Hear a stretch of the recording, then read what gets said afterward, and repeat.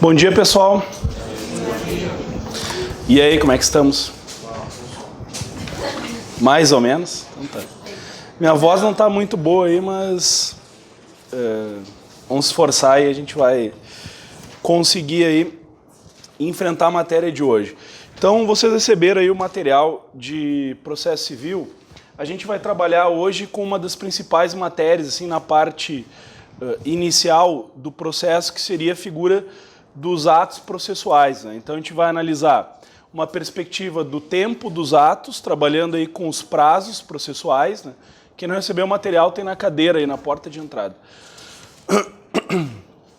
Trabalhando aí com os prazos processuais, né? O tempo dos atos, depois as alterações ocorridas com o Código de 2015 acerca dos atos processuais, na página 1 e 2. Vira lá, pega a página 3, por favor.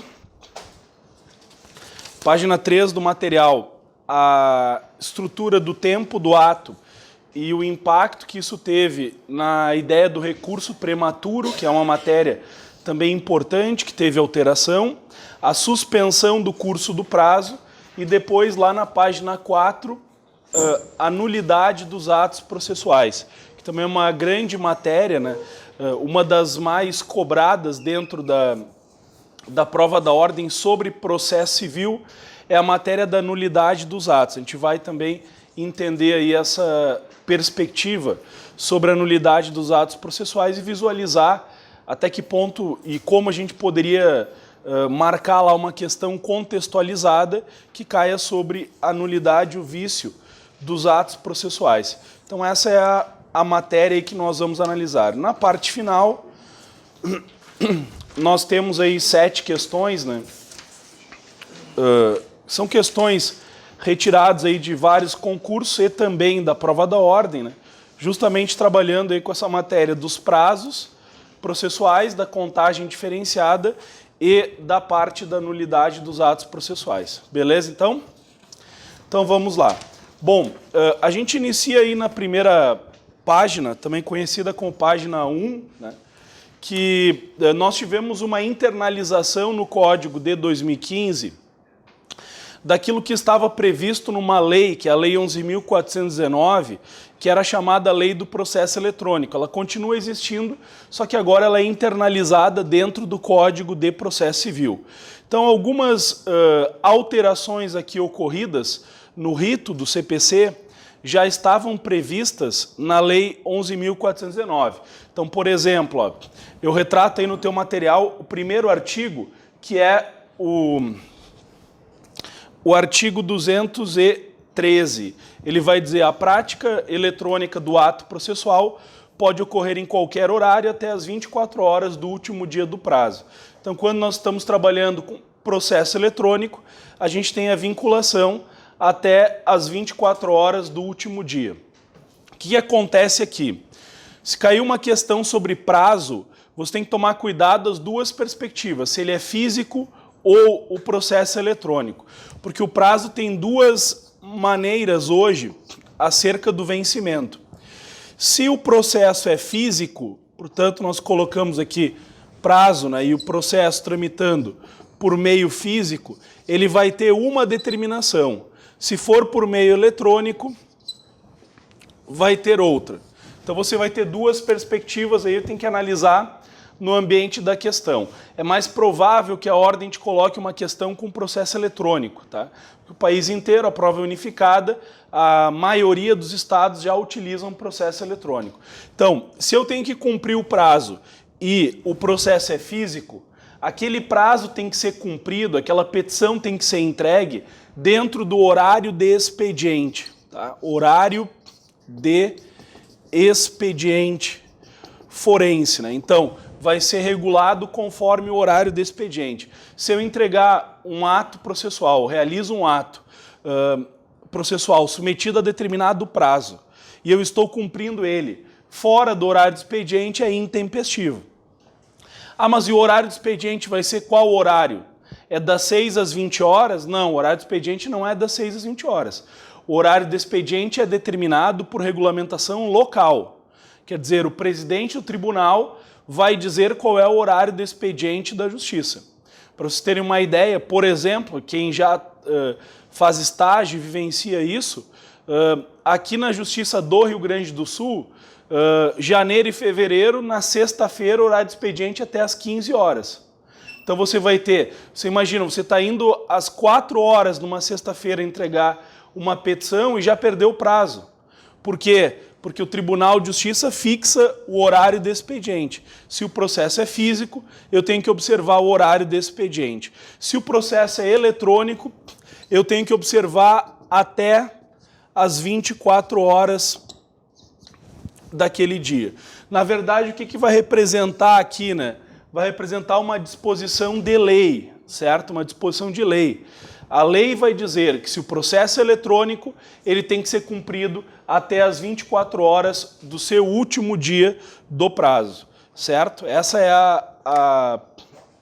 a estrutura aí colocada. Isso a gente consegue perceber pela análise aí no teu material do 213, ó, a prática eletrônica de atos processuais, né, até as 24 horas do último dia, e o horário vigente no juízo perante o qual deva ser praticado será considerado para fins de atendimento do prazo. Então, o parágrafo único basicamente vai trabalhar com essa forma aqui do horário de expediente e o eletrônico até as 24 horas. Expressa determinação legal, certo? Então, essa é a determinação. Por exemplo, a realidade aqui do Rio Grande do Sul é físico estadual e eletrônico é Justiça Federal. Justiça Federal você cumpre até as 24 horas do último dia do prazo. Justiça Estadual de primeiro grau teria que entregar dentro do horário do expediente, certo? E aí, qual vai ser o horário do expediente? Não sei, a lei não determina, nem a ordem vai te perguntar. Vai depender da realidade de cada um dos estados. Às vezes alguns têm horário de expediente somente à tarde, outros encerram antes, vai depender, né? Vai depender da situação, né? A mesma coisa vai acontecer no Rio Grande do Sul aqui, quando ele é físico no primeiro grau e eletrônico no segundo grau, né? Então, se o Tribunal de Justiça, que adota já, por exemplo, para agravo de instrumento processo eletrônico, até as 24 horas do seu último dia. Então, essa é a primeira regulamentação acerca dos prazos. Isso não quer dizer que nós vamos aplicar esse artigo 212 aqui. E aí tu te liga nele também, ó, porque é muito comum cair nessa perspectiva. Olha o que diz o artigo 212. Ó. Os atos serão realizados em dias úteis das 6 às 20 horas. Ah, então quer dizer que eu vou cumprir os prazos, né, das 6 às 20 horas? Não, eu não vou cumprir os prazos das 6 às 20 horas. Eu vou realizar os atos processuais das 6 às 20 horas. Esse artigo 212, ele basicamente é uma ordem para o oficial de justiça, que normalmente pratica atos processuais externos. Então nós estamos vinculados à prática do horário de expediente ou à prática de atos processuais externos. Para a prática de atos processuais externos, nós temos das 6 horas às 20 horas, o horário usual de cumprimento dos atos processuais, certo? Então quer dizer que das 6 às 20 horas o oficial de justiça poderia penhorar, poderia citar, poderia praticar atos externos. Então o erro é considerar que do artigo 212, das 6 às 20 horas, seria o horário de expediente. Não, o horário de expediente ele é fixado por norma local. A lei, Código de Processo Civil, vai definir que, usualmente, o oficial de justiça vai fazer a prática dos seus atos das 6 às 20 horas. Não quer dizer que eu possa cumprir um prazo às 20 horas.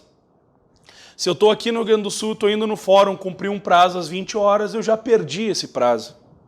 Porque a justiça estadual, ela, aqui do Rio Grande do Sul, não funciona até às 20 horas. Então, esse é um artigo determinado para o oficial de justiça. Veja como nós temos, então, um sistema que não é tão fácil assim, né?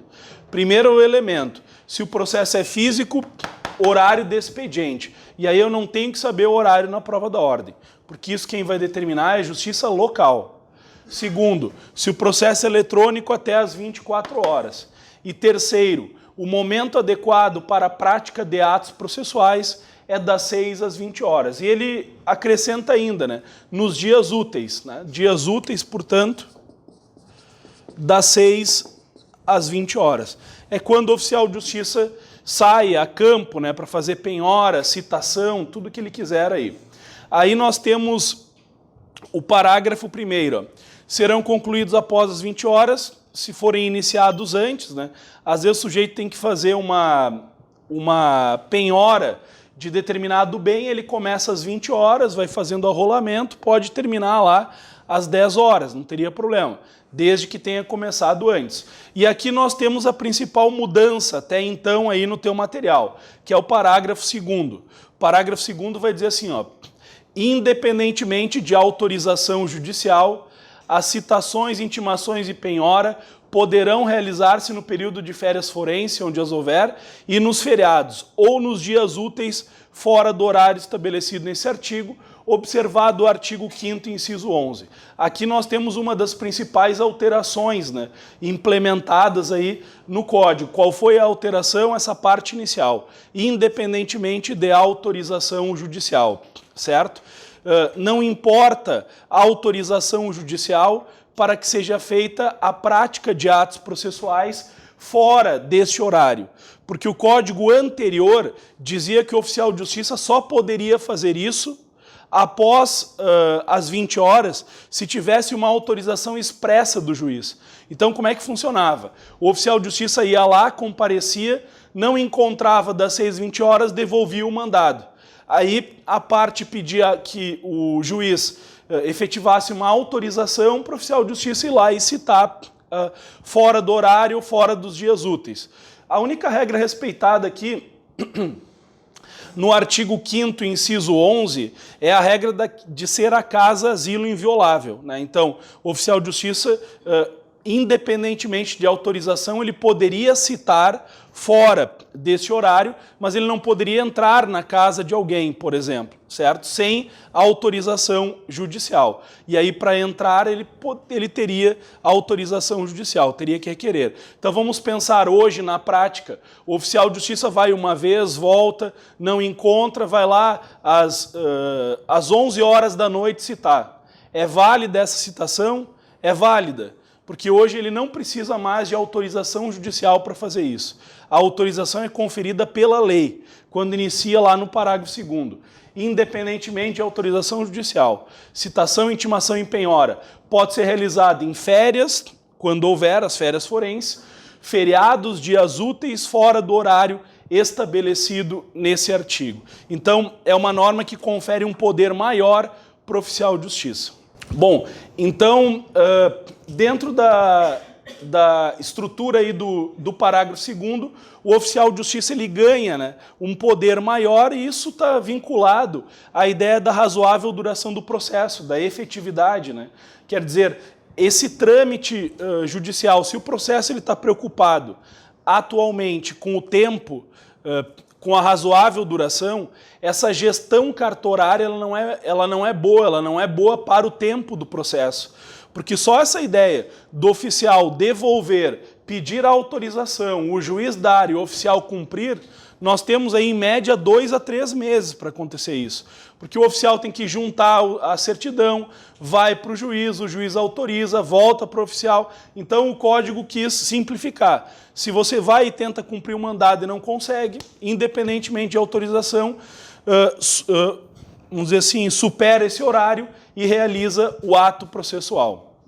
Só respeita a ordem constitucional. E o parágrafo 3º, né, vai reafirmar aquilo que nós acabamos de falar aqui sobre o processo físico. Né? Então ele diz, ó, quando o ato tiver de ser praticado por meio de petição em autos não eletrônicos, quer dizer, físico, esta deverá ser protocolada no horário de funcionamento do fórum ou tribunal, conforme disposição de lei de organização judiciária local. Então aí é a lei local que vai definir o horário de expediente. Ficou claro aqui?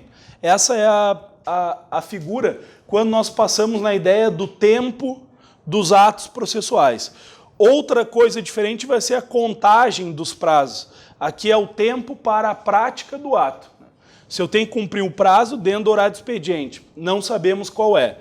Prazo, processo eletrônico até as 24 horas e, ordinariamente, o oficial de justiça cumpre das 6 às 20 horas. Fora disso, ele pode fazer e não depende mais de autorização judicial. Isso aqui mudou e a ordem ainda não cobrou, certo? Essa retirada da autorização judicial para realizar a citação, beleza? Então esse é o primeiro panorama importante aí na aula. A principal novidade é esta aqui.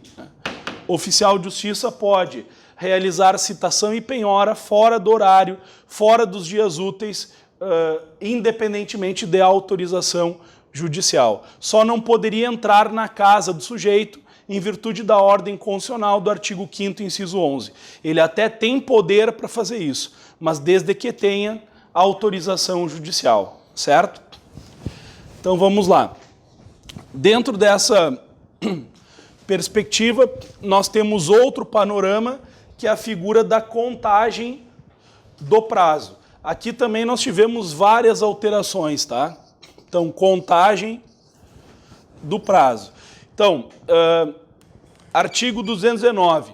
Na contagem de prazo em dias estabelecidos por lei ou pelo juiz, computar-se-ão somente os dias úteis, né? Isso são aplicados para os prazos processuais, né? Então, vamos lá. Como assim aplicado para prazo processual? Ah, conta em dia útil, isso eu sei e tal. Pois é, isso não vai cair, né? Então, na prova de ordem, aquilo que é muito fácil, que tu sabe, esquece porque não vai cair. Ou, assim, um indício de você ser aprovado é você estar estudando uma matéria, aí pensar, que boa essa matéria, então não vai cair, passa para a próxima, entendeu? Se ela é boa, porque ela é muito fácil, a ordem não pergunta a matéria fácil, né? Então não fica decorando, a apelação tem 15 dias, o agravo tem, legal, tá, não vai cair, entendeu? É meio assim, muito bobo alegre, sabe? Aquela história, eu sei, não, tu não sabe, porque tu está estudando uma matéria muito fácil, da sentença cabe apelação, né? Sabe? Não, isso não cai, nunca caiu na prova de ordem.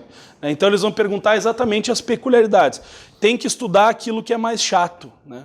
Então você vai passar na prova da ordem, se você está irritado com a matéria, cansado, exausto, aí você vai passar, né? Então tenta ficar exausto até a hora da prova, né? Irritado, certo? Aí você consegue a aprovação. Bom, a contagem dos prazos ela se dá em dias úteis, beleza. Aí vem o parágrafo único e diz assim, o disposto nesse artigo aplica somente aos prazos processuais.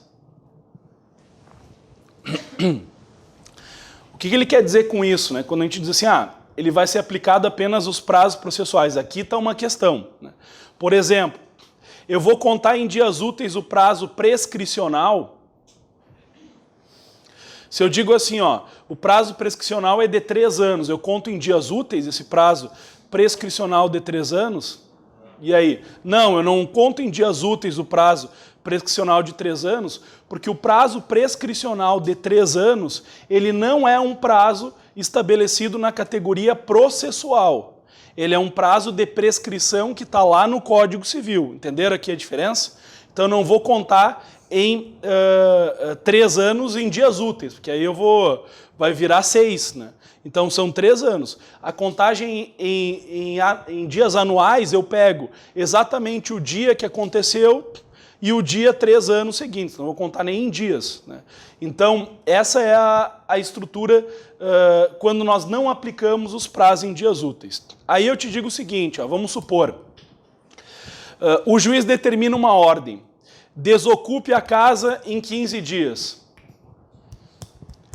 Eu conto esses prazos em dias úteis ou eu conto o prazo sem considerar os dias úteis? Quando ele diz assim, desocupe a casa em 15 dias, certo? Tem lá uma casa, estou ocupando ela, aí entrar com uma reintegração de posse, parará, desocupe a casa em 15 dias. E aí, contamos em dias úteis ou em dias corridos? Corridos, porque em tese isso não é um prazo processual. O sujeito não está sendo aqui colocado, né? O Só vou abrir aqui outra legislação. O sujeito não está aqui sendo intimado para a prática de um ato dentro do processo. Ele está sendo intimado para a prática de ato que é de direito material, quer dizer, atos materiais e não atos dentro do processo. Quando nós trabalhamos... Mas a contagem, professor, considera o dia seguinte ou o dia seguinte? Isso, sou intimado, né? E aí eu excluo o dia do início e começo já no dia seguinte. Né? E aí, por exemplo, ó, parágrafo 3º. Quando o ato tiver de ser praticado, eu só estou lendo 231 para a terceira, que está um pouquinho fora dessa linha, mas só para a gente trabalhar com exemplo. Quando o ato tiver de ser praticado diretamente pela parte ou por quem de qualquer forma participe do processo, sem a intermediação de representante judicial, o dia do começo do prazo para cumprimento da determinação corresponderá à data em que se der a comunicação. Aqui também é um ato que é fora da estrutura de prazo processual. Vamos tentar entender essa sequência. Se eu tenho que desocupar uma casa em 15 dias, o oficial de justiça chegou e disse assim, ó, você deve fazer esse ato em 15 dias. Qual é o termo inicial? O termo inicial é aquele momento em que eu fiquei ciente da ordem judicial, porque é exatamente o que está previsto no 231, parágrafo 3º. Eu não preciso fazer isso pelo meu advogado, sou eu que tenho que fazer.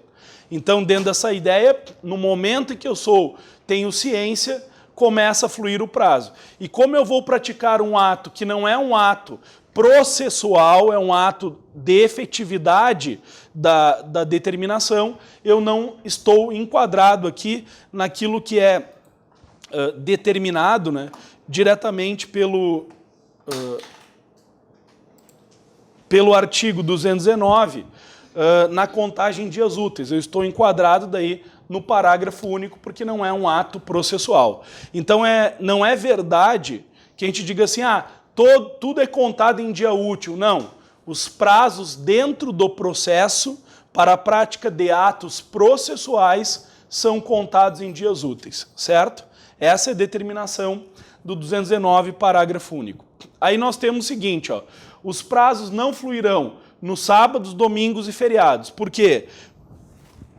Porque, na verdade, sábado não é considerado um dia útil, né? Então, se sábado não é dia útil, domingo não é dia útil, feriado não é dia útil, para a fluência dos prazos eu não vou ter a contagem deles, a consideração deles. Só que aí surge um problema quando nós trabalhamos, né? Então só vou colocar aqui, ó, dias úteis para prazo processual. Aí nós temos um problema dentro dessa estrutura, que seria o problema do artigo 224.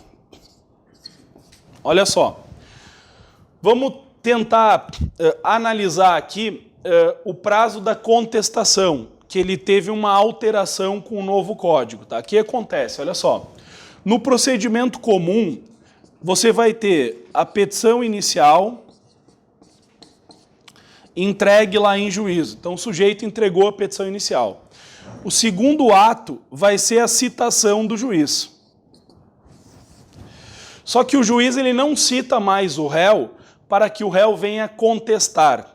Ele cita para que o réu compareça a uma audiência de conciliação.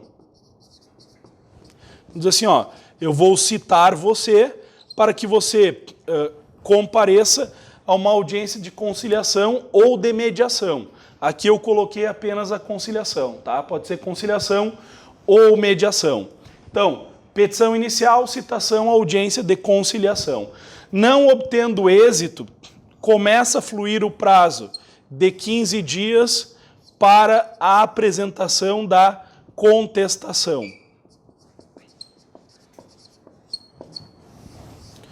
Hoje, esse é o panorama do procedimento comum. Petição inicial, citação, audiência, em 15 dias, prazo para contestação.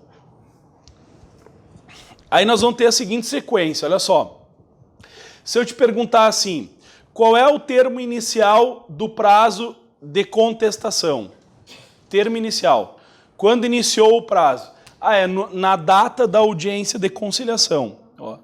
Na data desta audiência começou o prazo. Só que o prazo inicia, mas não conta. Exatamente pelo artigo 224. Ó. Salvo disposição em contrário, os prazos serão contados excluindo o dia do começo e incluindo o dia do vencimento. Então você tem que definir que ele começou, mas não é o primeiro dia, certo? Por que ele começou? Porque a lei vai dizer exclui o dia do começo, né? Exclui o dia do começo. Então se eu te perguntar assim, ó, uma audiência realizada hoje é 9, né? 9 de outubro de 2018, tá? A audiência foi realizada hoje. Quando começou a fluir o prazo de contestação? Hoje. Hoje começou a fluir o prazo, certo? A audiência foi hoje. Aí a data da audiência, hoje. E quando começou a fluir o prazo de contestação? Hoje, certo? Só que eu vou excluir o dia do começo. Se você responder essa minha pergunta, dizendo quando começou o prazo, amanhã começa o prazo, dia 10, você está me dizendo que dia 10 não conta. Porque exclui o dia do começo, entenderam? Então, por isso que a gente diz começo ou termo aquó. É a data em que iniciou o prazo. Iniciou o prazo, começou o prazo, é o termo aquó, é o termo inicial, mas ele não é contado, é excluído o dia do começo, certo? Então, a mesma coisa quando a gente vai dizer o mandado de citação, quando não tem audiência. O sujeito foi citado e juntou aos autos o mandado de citação, nas hipóteses em que não tem audiência. Vai ser o dia do começo, a data da juntada. Se juntou hoje, quando que começou o prazo? Hoje. Hoje ele começa. Você não pode responder lá, pintar a bolinha dizendo, começa amanhã. Se você fala que começa amanhã, você está dizendo que amanhã também não conta. Porque exclui o dia do começo. A lei é bem clara nesse sentido, certo? Então nós temos que definir o termo aquó, o termo inicial. A gente vai dizer que começou, mas exclui o dia do começo. Agora, se você me perguntar, bom, é o primeiro dia da contagem, aí eu vou dizer, não é o primeiro dia da contagem, mas começou o prazo. Né? Na data da audiência começa a fluir o prazo. Só que pela regra de contagem, eu excluo o dia do início e incluo o dia do vencimento, certo?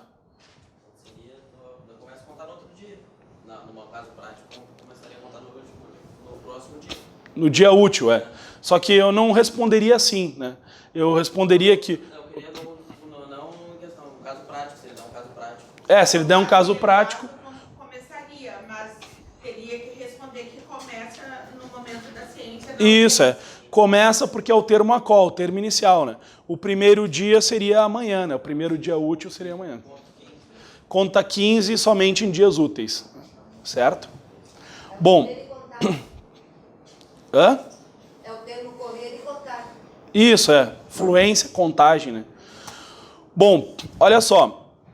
E aí, para terminar essa estrutura, que é um pouco perigosa nas questões, né? Peguem lá a página 2 do material.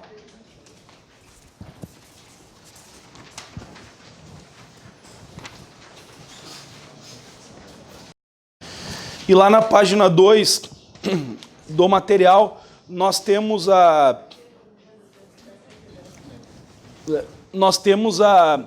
regra da disponibilização no Diário de Justiça Eletrônico. Aí nós temos, especialmente aqui, o parágrafo 2º e 3º, tá? Na página 2. Então, o parágrafo 2º vai dizer: considera-se como data de publicação o primeiro dia útil seguinte ao da disponibilização da informação no Diário de Justiça Eletrônico. Parágrafo 3º, a contagem do prazo terá início no primeiro dia útil que seguir ao da publicação. Então tá, olha a bronca aqui. A ideia é a seguinte na estrutura da contagem. Quando a veiculação de uma informação ela é dada por nota de expediente, a nota de expediente vai ser disponibilizada. Você vai ter uma disponibilização. No DJE, que é Diário de Justiça Eletrônico, certo? Disponibilizado no Diário de Justiça Eletrônico uma nota de expediente, ela não é considerada publicada. Por quê? Porque a publicação vai se dar no primeiro dia útil subsequente. Você vai ter aí a publicação. E aí eu considerei publicada a nota de expediente. Aí eu considero, portanto, que o sujeito está intimado acerca daquele ato processual. Só que eu não vou contar o primeiro dia, o dia da publicação. Eu vou contar o primeiro dia da fluência do meu prazo no próximo dia útil subsequente. Então, isso criou um sistema que, em tese, é um pouco complicado, se você não tem prática nele, mas ele estende bem mais o prazo. Porque o advogado fica sabendo da nota de expediente quando é disponibilizada no Diário de Justiça Eletrônico. Aí no primeiro dia útil subsequente ela é publicada e no outro dia útil subsequente será o primeiro dia da fluência do prazo. Vamos dar um exemplo aqui de um prazo de 5 dias, tá? Trabalhando aí com feriados, por exemplo, tá? Vamos pegar agora o dia 11 de outubro, né? Que a gente sabe que o dia 12 é feriado, né? Dia 13 é sábado, dia 14 é domingo e dia 15 é uma segunda. Então nós vamos ter aqui, ó, só para ficar claro, né? Quinta, sexta, sábado, domingo e segunda, certo? Então, eu vou estabelecer apenas em dias úteis. Vamos supor aqui, ó, que quinta-feira foi disponibilizada. Então, disponibilizou na quinta-feira, aí eu procuro o primeiro dia útil subsequente para considerar publicado. Está publicado na sexta? Não está. Está no sábado? Não está. No domingo? Não está. Então aqui se dará a publicação. Só que eu não marco ainda que este é o primeiro dia.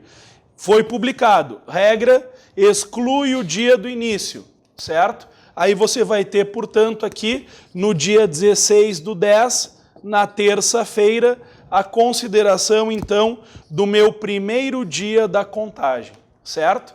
Primeiro dia da contagem. Se a gente for terminar aqui, né, você vai ter 17, 18, 19, 20, 21 e 22. Vamos supor aqui, tá? Aí aqui vai ser quarta, quinta, sexta, sábado, domingo e segunda. Então você teve o primeiro dia na terça, o segundo dia na quarta, o terceiro dia na quinta, o quarto dia na sexta, não conta sábado e domingo. Você vai ter o quinto dia, se teu prazo é de 5 dias, no dia 22, segunda-feira, certo? Então veja, não te apavora lá na hora da prova, se o sujeito diz assim, o prazo é de 5 dias, aí foi disponibilizado dia 11, aí olha o dia que vai terminar o prazo, né? Dia 22, aí na hora da prova o cara tá lá, não, errei, né? Porque eu sou sofrenildo, eu erro tudo e tal, né? Não, é exatamente assim, porque você vai ter uma aparência de prazo, mas ele vai ser contado apenas em dias úteis. Disponibilizou, então aqui, ó, disponibilizou, só vai ser considerado publicado no primeiro dia útil subsequente e o primeiro dia da contagem vai ser o primeiro dia útil subsequente. A partir dali, eu tenho influência apenas em dias úteis, certo? Ficou claro aí? Esta é a fluência do prazo. A ordem ainda não colocou na parte da primeira fase contagem de prazo, ela ainda não colocou essa matéria. Acho que é uma matéria muito próxima de cair, para você colocar dia final aí do prazo, certo? Já na segunda fase ela coloca muito isso na parte de processo civil, coloca bastante que seria o protocolo da peça no último dia do prazo, né? Aí você faz a peça processual e tem que botar a data lá no último dia do prazo. Ela cobra bastante a contagem. Na primeira fase ainda não caiu. Beleza? Até aí? Bom, agora nós temos também uma alteração no privilégio dos prazos, na contagem do prazo em dobro. Em drobo não, né? Em dobro. Olha só. Primeiro grande ponto que nós temos que entender. Não existe mais contagem de prazo em quádruplo, tá? O Código D73, ele falava que a Fazenda Pública, o Ministério Público poderiam contestar em quádruplo.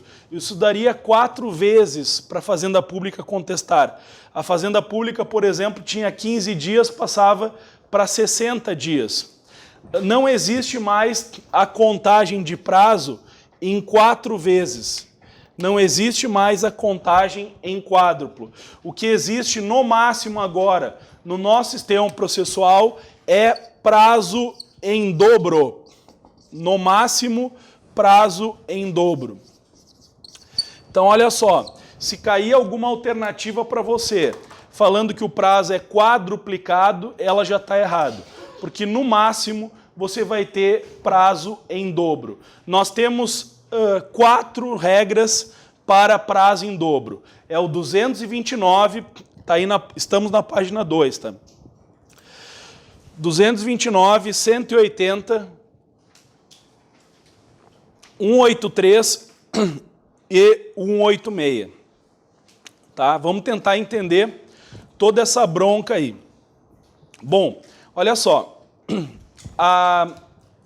O mais difícil, que é o mais provável que caia, é a regra do 229.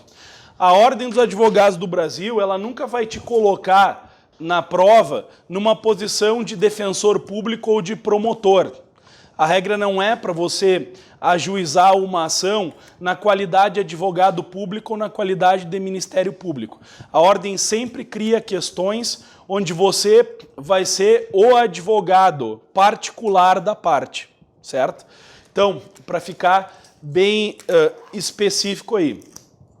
Por exemplo, em segunda fase nunca caiu para mover uma ação civil pública.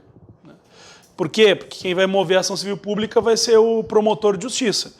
Ela não vai exigir você na qualidade de promotor.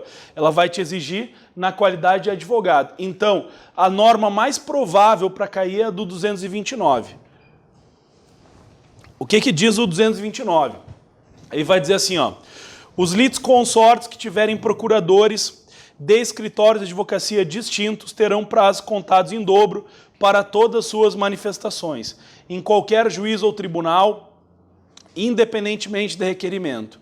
Cessa a contagem do prazo em dobro se havendo apenas 2 réus é oferecida a defesa por apenas um deles e não se aplica o disposto aos processos em autos eletrônicos. Aqui a gente pode dizer, é quase tudo novo, tá? Quase tudo novidade aqui, importante da gente entender. É aquela questãozinha besta, assim, o cara diz, mas o que isso vai alterar? Porque na hora que eu for advogado, eu vou contar lá, eu vou olhar, eu vou saber e tal, tá bom. Mas nós estamos trabalhando aqui para pintar 40 bolinhas em locais corretos. Essa é a ideia, você tem que criar mecanismos para isso. Então, olha só, primeira ideia. Só acontece o 229 quando eu tenho litisconsórcio com diferentes procuradores. O que é um litisconsórcio?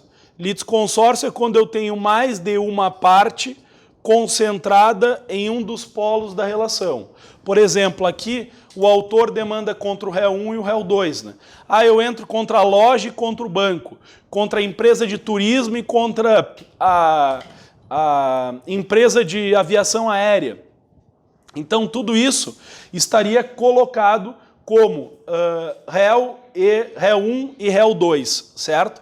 Aliás, sobre aviação, né, sobre essas empresas de transporte aéreo, saiu recentemente uma decisão do STJ, mas aí é direito civil, só dá um tópico aí para vocês para ficarem ligados, né? Numa discussão que foi muito frequente, que era o cancelamento da passagem de volta, né? Quando o sujeito compra ida e volta, tá? Compra ida e volta, se ele não se atrasa e não se aparece, né? não aparece para ida, a empresa aérea cancela a volta, porque o sistema entende que se você não for, você não vai voltar, né? Aí o sujeito perdeu a volta. Em muitos casos acontece isso.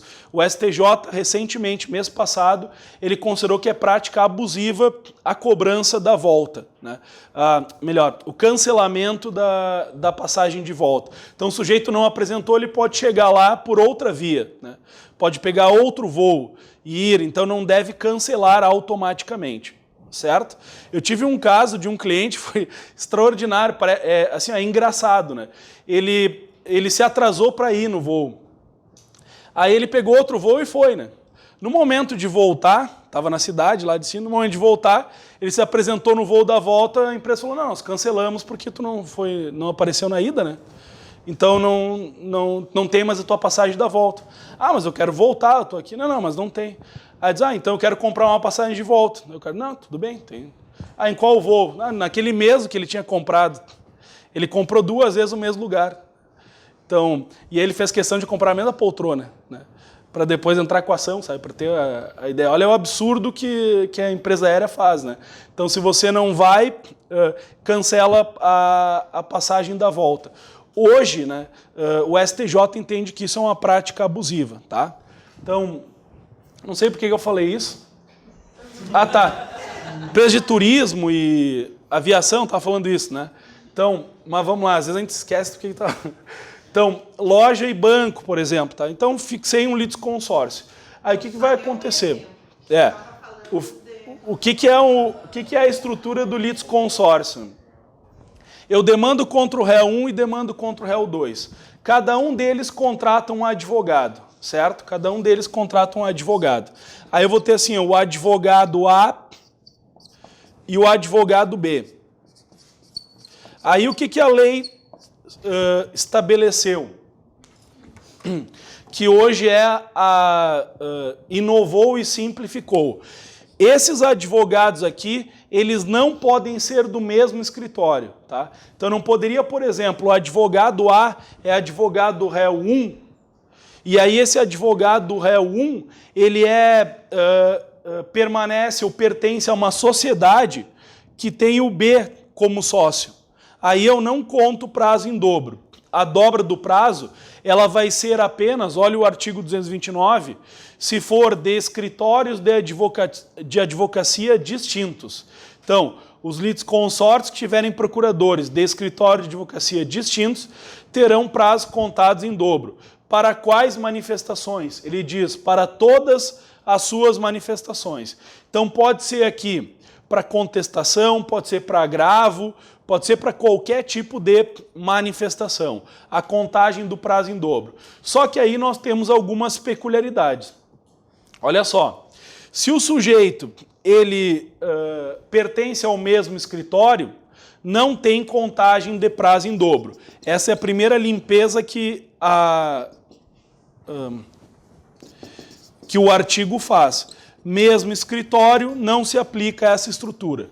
Processo eletrônico também não tem contagem de prazo em dobro, certo?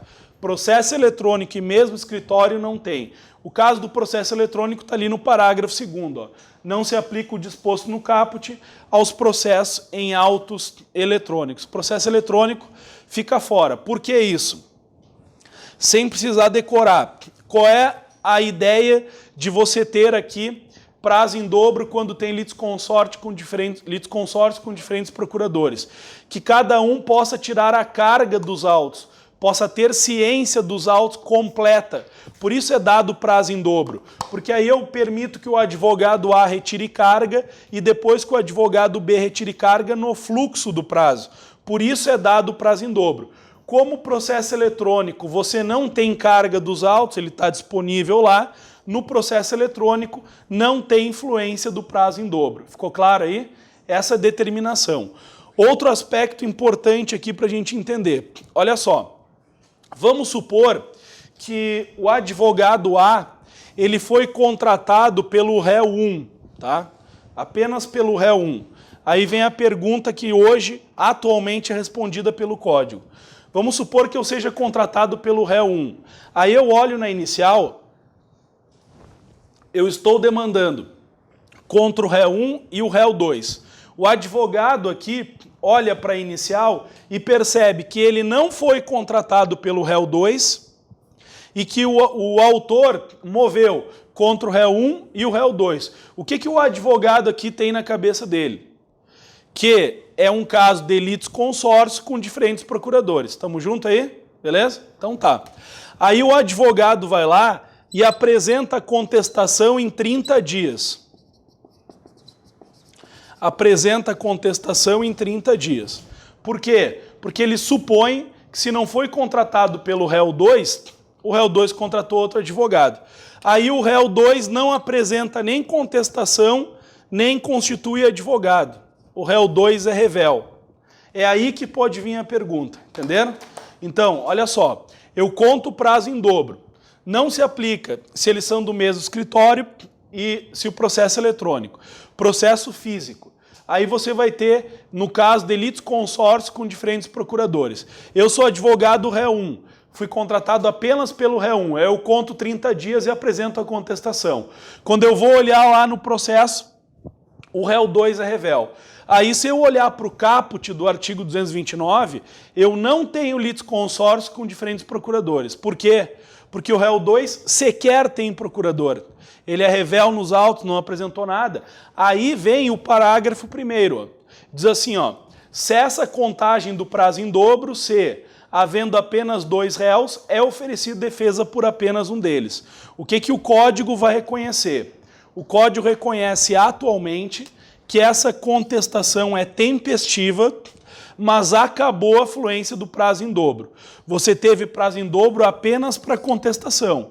Agora, no fluxo do prazo, vai ser apenas prazo simples. Não conta mais em dobro, porque você não está em litisconsórcio com diferentes procuradores. Por quê? Porque o réu 2 foi revel e não constituiu procurador. Se ele vier a constituir procurador nos autos posteriormente, aí volta a fluência do prazo em dobro. Mas, de regra, eu não tenho mais a fluência do prazo em dobro. A contestação ela é aceita como tempestiva, mas na fluência dos próximos atos não tem prazo em dobro. Ficou claro aí? Beleza? Então isso é novo, não estava no Código, havia uma divergência na jurisprudência, tá? Anterior ao Código de 2015. Alguns entendiam que deveria ser peticionado, dizendo, olha, eu vou contestar em prazo em dobro. Hoje não precisa mais, apenas apresenta a contestação em 30 dias. Se o réu 2 for revel, a contestação é considerada tempestiva e o prazo começa a fluir de maneira simples aí então. Bom, depois nós temos outras estruturas na fluência do prazo, que está previsto aí na tua página 2, ó, no 180, 183 e 186. Aí é uma estrutura bem mais tranquila da gente entender. Qual seria a dobra do prazo? Ó? Prazo em dobro. Aí você vai ter o prazo em dobro quando for MP, quando for advocacia pública e quando for defensoria. Essa é a estrutura do prazo em dobro, certo? Eu tenho prazo em dobro quando eu tenho MP, defensoria pública e a figura aí da advocacia pública. Quais foram as novidades aqui implementadas? Novidades para a gente ficar ligado, porque na parte de processo, o que vem caindo não é o que sempre cai. O que sempre cai são as principais alterações do Código. Desde o novo Código, o que a ordem vem colocando são as principais alterações, o que mudou. Essa é a estrutura que vem caindo nas questões de processo civil. Por isso que eu dou uma atenção no material para vocês naquilo que mudou. Então, o que mudou nesse aspecto aqui? Nesse aspecto mudou que anteriormente nós tínhamos prazo em quádruplo para esses sujeitos aqui. Ministério Público e Fazenda Pública contestavam em prazo quadruplicado. Saiu totalmente essa regra. Agora, no máximo, como eu falei, prazo em dobro. No máximo, prazo em dobro. Outra novidade que foi implementada. A Defensoria Pública, pelo Código de Processo Civil, ela não tinha prazo em dobro. Tá? A Defensoria Pública não tinha prazo em dobro. Pelo Código de Processo Civil. Ela utilizava prazo em dobro por uma determinação de uma lei complementar da Defensoria. Ela não tinha prazo em dobro. Agora, a Defensoria Pública tem por expressa determinação do Código de Processo Civil o prazo em dobro, certo? Só para ficar claro aqui, quem é a Advocacia Pública? A Advocacia Pública são os advogados da Fazenda Pública. Aqui se enquadra Procuradoria do Município, Procuradoria do Estado, Procuradoria da Fazenda, Procuradoria Federal, Advocacia da União, tudo isso está no conceito de advocacia pública. Estão determinados, portanto, como prazo em dobro. Aí nós temos 2 asteriscos aqui importantes, sabendo sempre que o que cai são os asteriscos, tá? A bronca está na parte mais difícil. O MP tem um asterisco aqui que é importante. Olha só, quando for prazo próprio para o Ministério Público, não contamos prazo em dobro, certo? Prazo próprio para o Ministério Público.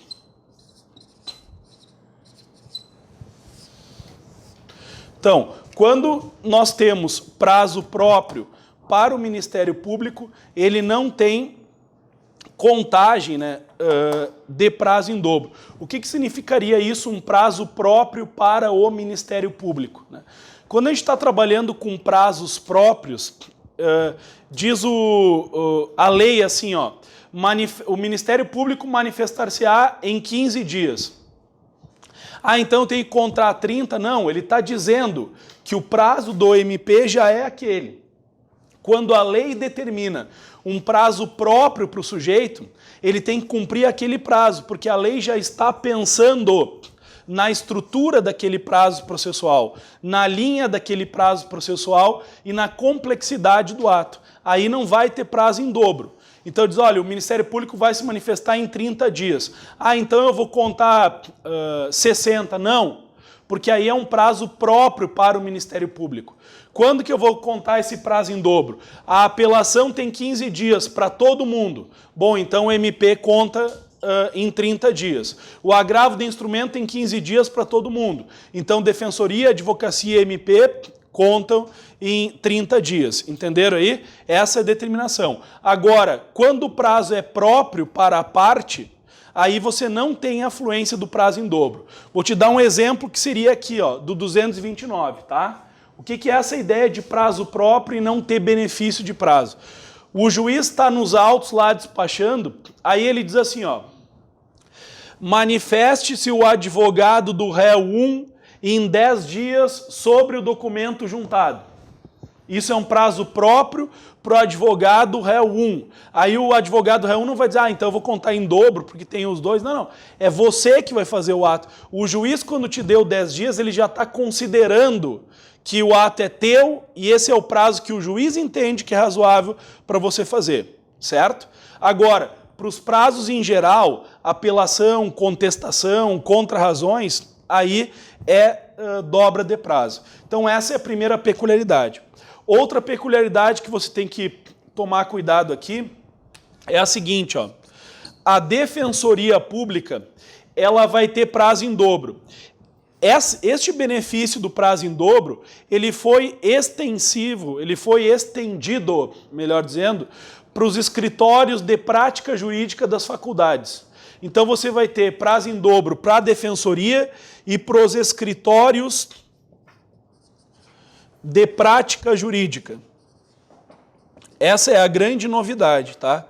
Das universidades aí. Faculdade de Direito, melhor dizendo. Escritórios de prática jurídica. Então, aquilo que era estendido para aquilo que foi dado para a Defensoria Pública é estendido para os escritórios de prática. Aqui no Rio Grande do Sul a gente chama SAJUIR, SAJUP, SAJUG, esses sistemas aí de escritórios de prática das faculdades de Direito, eles têm influência do prazo em dobro, certo? Isso está, pega a tua página 3 ali, por favor.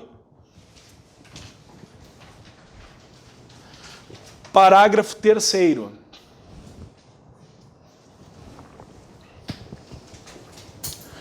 O disposto no caput aplica-se aos escritórios de prática jurídica das faculdades de direito reconhecidas na forma da lei e às entidades que prestam assistência jurídica gratuita em razão de convênios firmados com a Defensoria Pública. Então você tem aqui, basicamente, um prazo em dobro que é estendido para o particular, no caso aqui para a Defensoria Pública, que poderia ter aí a fluência deste prazo em dobro. Sobre o prazo, eu peço só que vocês pulem agora aí, podem ficar sentados na cadeira, né? Mas pulem para a página 4. A piadinha sem graça. Página 4 aí. Bom, esse caso aqui da página 4, ele já caiu uma vez na prova da ordem e tem muito mais coisa para explorar ele, tá?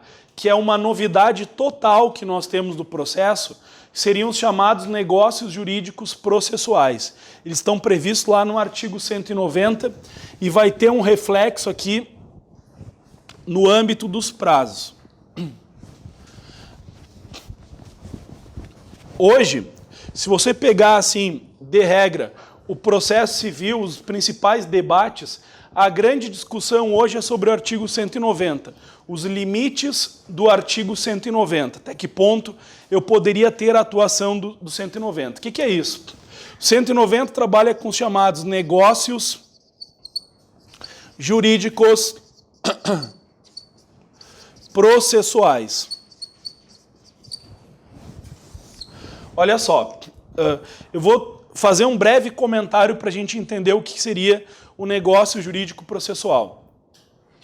O processo ele sempre foi analisado numa perspectiva pública, certo? Processo, a regra dele, e nós vivemos por muito tempo no Código de 73, num chamado publicismo processual, sabendo que o processo ele é coisa do Estado. Então nós tínhamos um publicismo muito forte.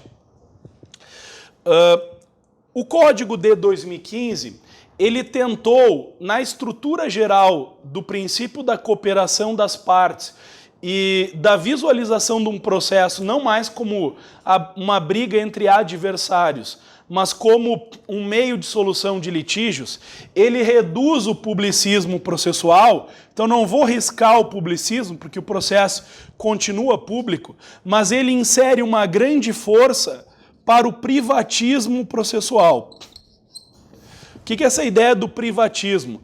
É você dar uma força maior para a parte e reduzir o papel formal e público do juiz. Isso é um espirro no Código de Processo Civil. Eu digo assim, o legislador sabe o espirro que o cara dá, tchim, aquele bom, sabe? Que sai gota para tudo quanto é lado. Essa ideia aqui, ela está em todo o Código de Processo Civil. Ela está respingada em vários artigos do Código.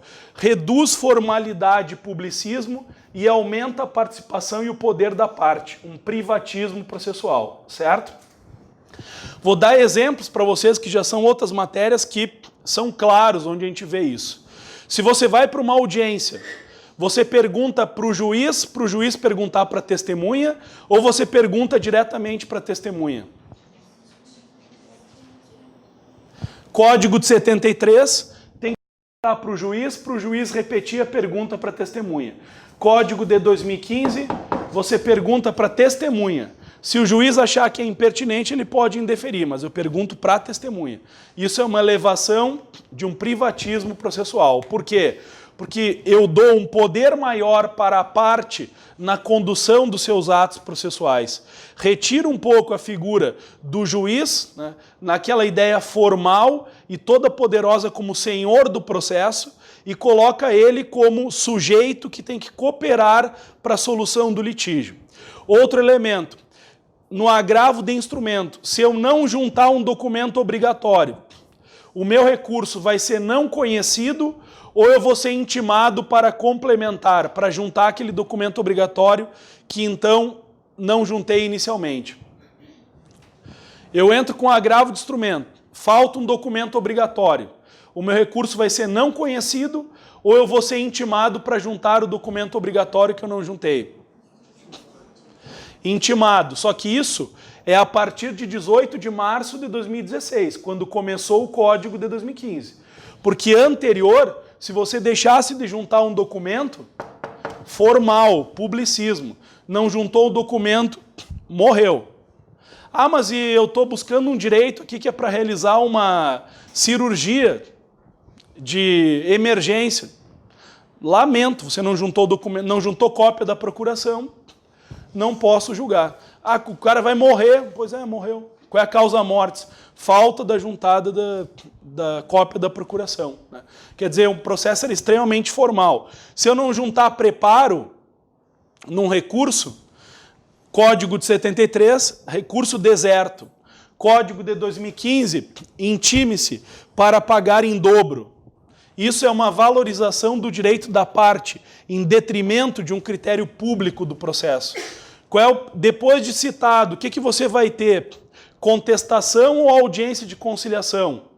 Audiência de conciliação, porque eleva-se a estrutura privada do processo na capacidade que as partes têm de solucionar o litígio.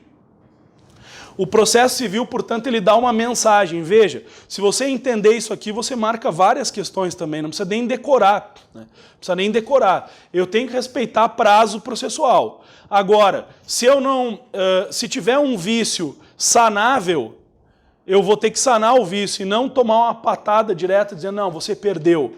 Porque aqui o negócio é formal. Se você não caminha nessa linha, você perde o direito. Não, nós vamos olhar para o direito e menos para a forma. Menos para o publicismo e mais para o privatismo. Para entender o que aquelas partes estão querendo. De regra, a audiência de conciliação ou de mediação, ela vai ser conduzida por um conciliador ou mediador ou pelo juiz de direito. Por um conciliador ou por um mediador. Qual é essa diferença? Isso é privatismo. É você entender que existem pessoas que podem resolver melhor a causa do que o juiz de direito.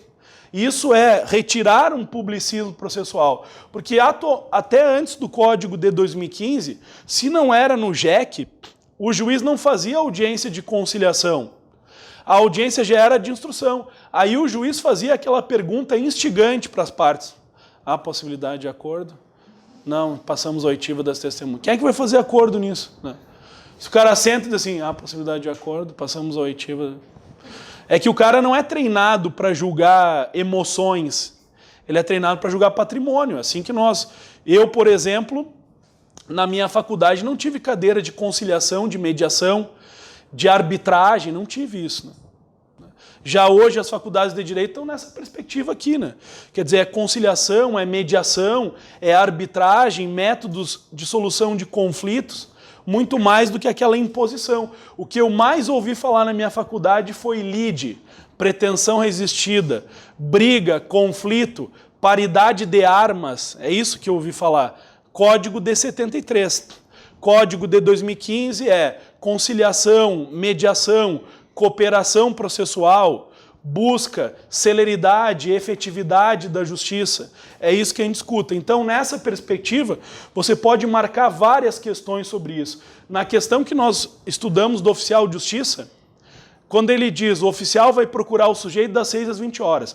Se não encontrar, vai atrás independentemente de autorização judicial. Isso é a clara diminuição de um publicismo e um aumento de um privatismo. O que importa é citar. Não é a autorização do juiz dizendo lá, vai, cita depois. Não, isso é formal. Isso atrasa o processo. Então o processo está cheio dessa característica aqui. Aí surgiu o 190. Olha o que 190 vai dizer. Versando o processo sobre direitos que admitam autocomposição, é lícito às partes plenamente capazes estipular mudanças no procedimento. Está aí na tua página 4 também. Para ajustá-los às especificidades da causa e convencionar sobre o ônus, poderes, faculdades e deveres antes ou durante o processo. Olha só. As partes plenamente capazes estipular mudanças no procedimento. Olha o que ele está dizendo aqui. Que eu posso firmar um contrato com você e estabelecer mudança no procedimento da nossa causa. E aí eu te pergunto, isso é válido ou não é válido? Pelo 190 é válido, eu já vou dar exemplos para vocês. Pelo 190 é válido. Parágrafo único.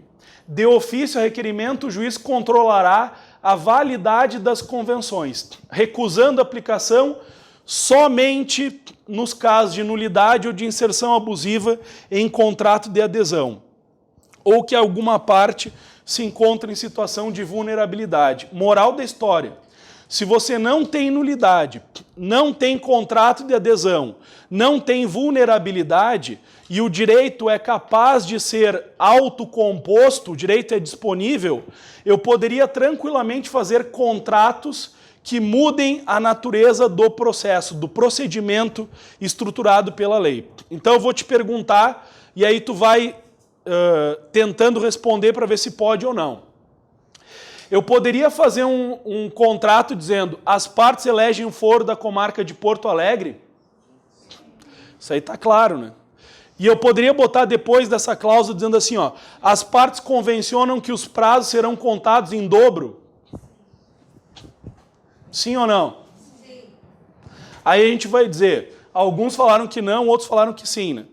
Para quem falou que não, está ainda no publicismo. Para quem falou que sim, adequou o seu pensamento ao privatismo processual. Isso caiu na prova da ordem já. Aí eu te pergunto, eu poderia alterar prazo? Você diz não, né? Vamos dizer para quem disse não. Eu te pergunto, por que eu não posso alterar o prazo?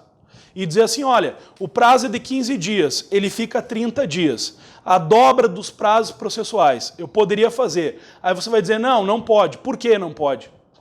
Eu posso escolher a comarca onde vai tramitar a demanda? Posso. Eu posso renunciar o Poder Judiciário e ir para a arbitragem? Posso. Então eu posso muito mais do que alterar prazo. Muito mais do que alterar prazo. Né? Então, eu poderia fazer essa convenção, é entendido que sim, a ordem já entendeu que sim.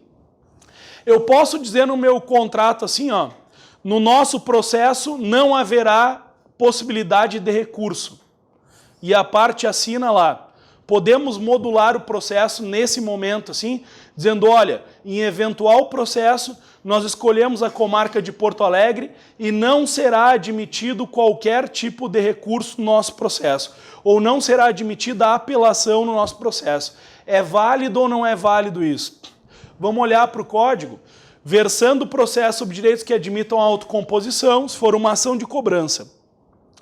É lícito às partes plenamente capazes de estipular mudanças no procedimento, para ajustá-los às especificidades da causa e convencionar sobre seu ônus, poderes, faculdades e deveres.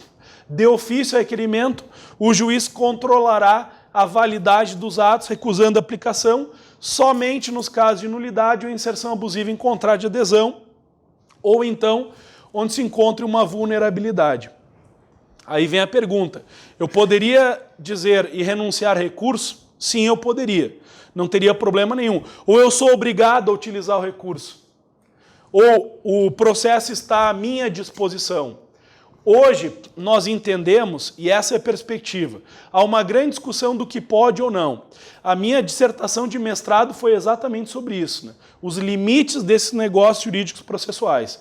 E para minha felicidade, a ordem colocou um exemplo que eu comentava na dissertação e achava que era possível. E a ordem entendeu que é possível também. Ela vai dizer o seguinte, olha só. O processo hoje, o processo civil, ele está para realizar direitos. Nada impede que eu possa modular, customizar o processo por cláusula contratual. Claro que tem coisa que eu não posso fazer. Eu não posso fazer um contrato dizendo, no nosso processo será admitida a tortura das testemunhas. Claro que não, né? No nosso processo não será admitido o contraditório. Claro que não. Agora eu posso modular aquilo que é possível de ser modulado. Eu posso customizar o meu processo. Eu posso fazer um processo que diga assim, ó, no nosso processo não terá agravo de instrumento. Só apelação pode ter, mas agravo de instrumento não pode. Sabe por que eu faço esse contrato? Que eu estou dizendo assim, ó, eu vou te vender uma matéria-prima aí, uma mercadoria de 100 mil reais, mas tu está inscrito no SPC, então não vou te vender. Ou tu paga à vista ou não paga. Ah, então vamos fazer o seguinte, ó, eu te pago em 3 vezes, a gente põe uma cláusula que não cabe recurso, se em eventual ação de cobrança. Beleza, vamos fazer, vamos.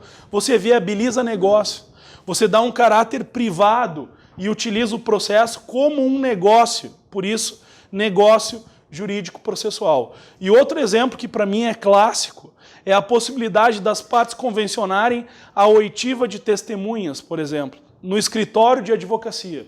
Hoje, se você entra com uma ação, o juiz vai marcar a audiência lá para março de 2019. Aí eu estou em outubro, eu digo assim, quem sabe a gente escuta as testemunhas no escritório de advocacia? Todo mundo assina aqui, as testemunhas assinam, advogado, o autor do réu, e a gente leva a ata para o juiz e diz, ó, tá aqui o relato testemunhal, não precisa marcar audiência, vai para julgamento já. Se a gente está de acordo com isso, não é necessário marcar uma audiência. Eu posso escutar. Ah, mas quem é que vai estar de acordo? Você está pensando com cabeça do Código de 73. Né?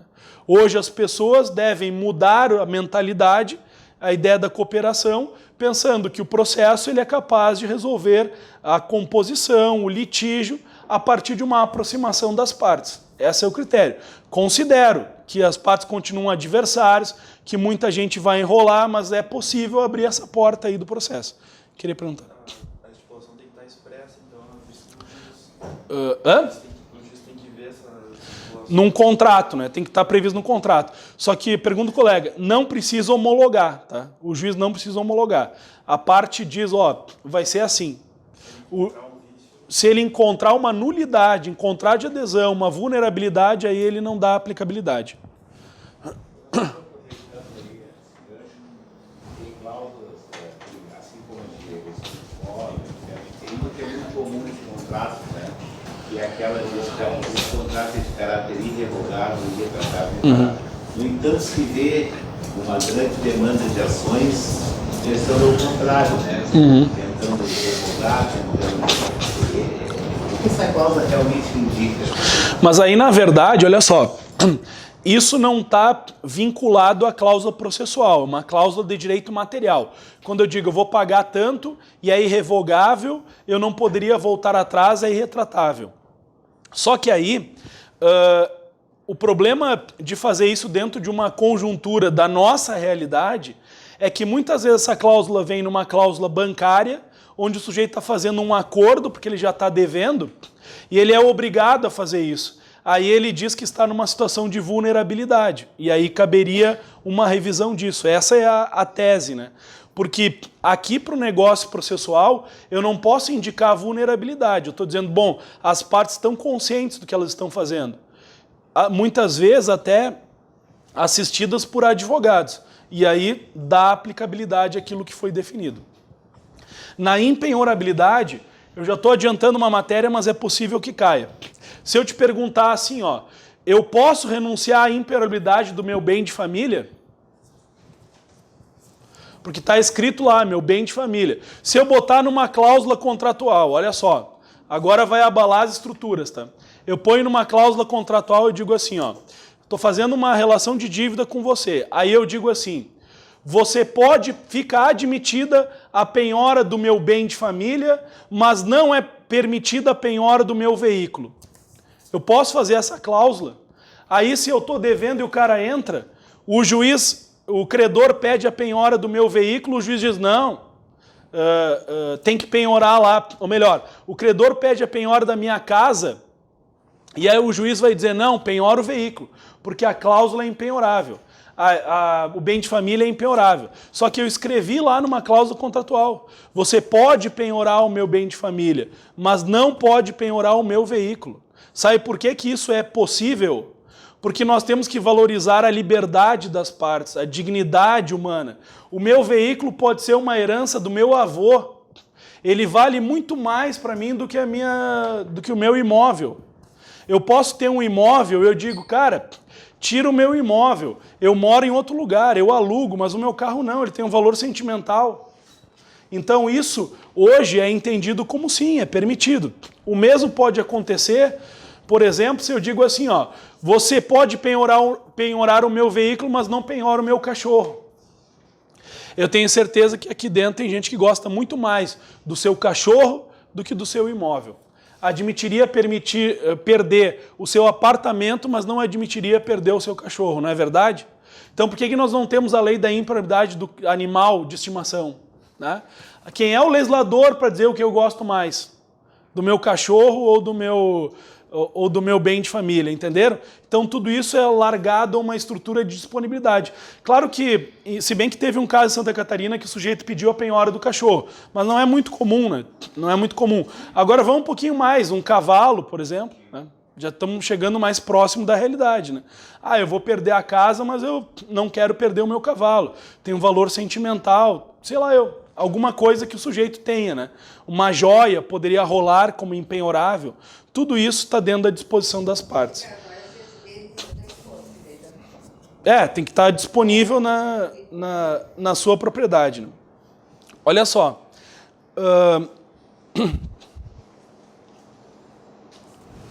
Peguem a questão número 7, por favor. Façam ela aí, vou dar 2 minutinhos aí para a questão número 7.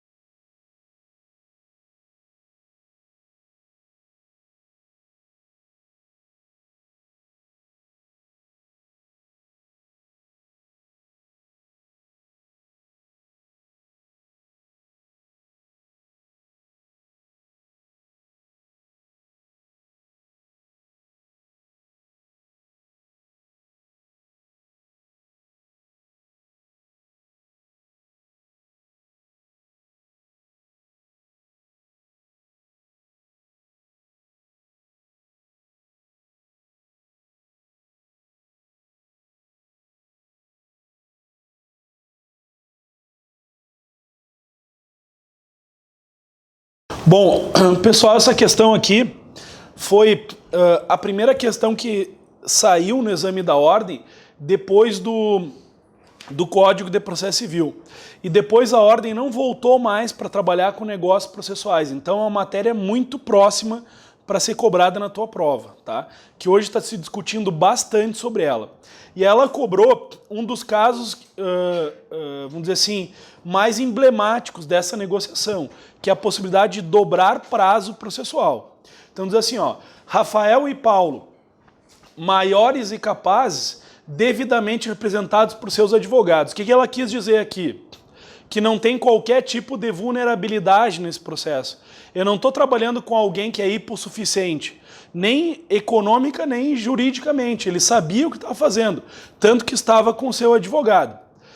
Celebrar um contrato no qual, dentre outras obrigações, havia previsão de que, em eventual ação, os prazos relativamente aos atos a serem praticados por ambos seriam, em todas as hipóteses, dobrados.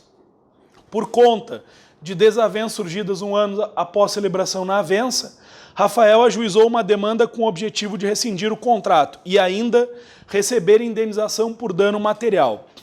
Regularmente distribuído para o juiz da primeira vara civil, ou melhor, da 10ª vara civil da comarca de Porto Alegre, o magistrado houve por reconhecer de ofício a nulidade da cláusula que previa a dobra do prazo. Então, de ofício, o magistrado diz, ó, essa cláusula aqui é nula. Letra A. O magistrado agiu corretamente, uma vez que as regras processuais não podem ser alteradas pela vontade das partes. E aí? Errado. Né? Por quê? Porque as regras processuais podem ser alteradas pela vontade das partes. Está aqui, ó. Privatismo em detrimento do publicismo. Se você estivesse marcando com base no código de 73, você marcava a letra A. Código de 73, a letra A era correta. Código de 2015, a letra A é errada. Letra B. Se o magistrado tivesse ouvido as partes antes de reconhecer, sua decisão estaria correta. Errado. Ele não vai ouvir as partes para decidir se é nulo ou não. Se ninguém arguiu nada, não tem que ouvir. Tem que dar cumprimento à dobra do prazo. C. O magistrado agiu incorretamente, uma vez que, tratando-se de objeto disponível, realizado por partes capazes, eventual negócio processual que ajuste o procedimento às especificidades da causa deve ser respeitado. Então ficamos com a letra C, Canadá. E a letra D, o juiz não poderia ter reconhecido a nulidade, ainda que se tratasse de contrato de adesão. Aí não, né? Se é contrato de adesão, ele pode analisar, porque contrato de adesão não tem uma livre disposição, né, sobre as cláusulas contratuais. Então poderia ocorrer uma vulnerabilidade. Então na questão 7, letra C. Sempre pensando que a ordem não pergunta coisas que ela já perguntou igual, vamos só pegar a questão 7 e tratar, só quero tratar com vocês de 2 casos que hoje são reconhecidos como plenamente admissíveis. Puxa uma flechinha aí. Outro exemplo que poderia ser da questão 7, renúncia a recursos. Hoje é plenamente admissível a renúncia a duplo grau de jurisdição ou a renúncia a alguns recursos especificamente considerados. Exemplo, eu poderia renunciar num contrato o duplo grau totalmente, ou eu poderia renunciar num contrato apenas a alguns recursos, como por exemplo, na nossa causa não caberá agravo de instrumento. Isso seria admissível também, certo? Então, renúncia ao duplo grau ou a recurso. Pode falar. Qualquer tipo de contrato? Vamos lá, um contrato firmado entre partes capazes, compra e venda, pode ser, isso é, poderia ser.